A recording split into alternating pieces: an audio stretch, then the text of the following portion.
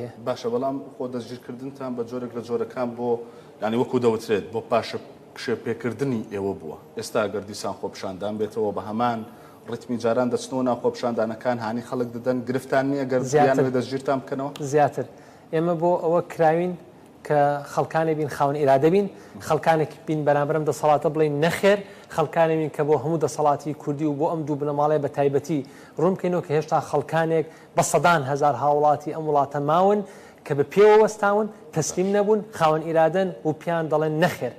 نەخێر بۆ ئەو ڕیفراندۆمی کە کاتی خۆی تووشی ئەم میلەتیان کرد و بەناحەق کوردیان 27 ساڵ گێڕاوە دواوە نەخێر بۆ ئەو هەموو سەرۆت و سامانەی کە لە وڵاتە دەیدزن و دەیبن و تا ئێستا کەس دیانێ داهاتەکەی لەکوێ نەخێر بۆ ئەو هەموو خراپەکاری کە هەیە نەخێر بۆ کوشتنی خەڵک نەخێر بۆ کوشتنی خۆپشاندەران نەخێر بۆ شەهیدکردنی ڕۆژنامە نووسان و هاوڵاتیان بۆیە ئێمە لێرەین ئەگەر ئێستاش ئەمڕۆ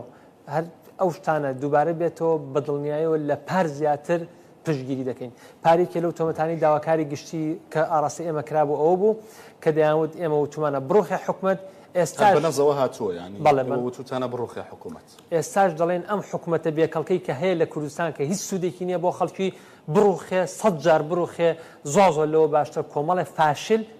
ئیداری ئەم حکومەتە بکەن و لە پاڵ ناوی حکومەتە خۆیان دەوڵەمەند بکەن و خەریکی ژیان و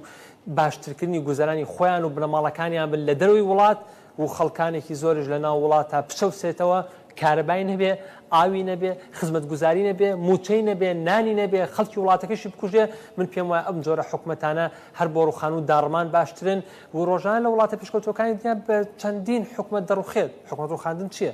حکومەتێکە تۆ مزداقی لێ دەستێنیتەوە متمانی لێ دەستێنیتەوە حکومەتێکی دروستەکەنەوە حکومەتێک دروست بکرێتەوە کە نوێنەری ڕاستەقینەی گەلبن نەک بە تەزویر و بەوەی کە هیچ شەرعێتێکیان نییە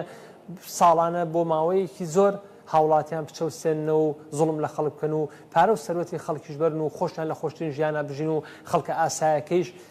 موچەی نەبێ موچەیانی حەزی بۆ بێ ئاواتکی وای لێبێت بێتە سەروی بەس موچەکەی لە کاتی خۆیان بدرێت ئەمە زوڵمە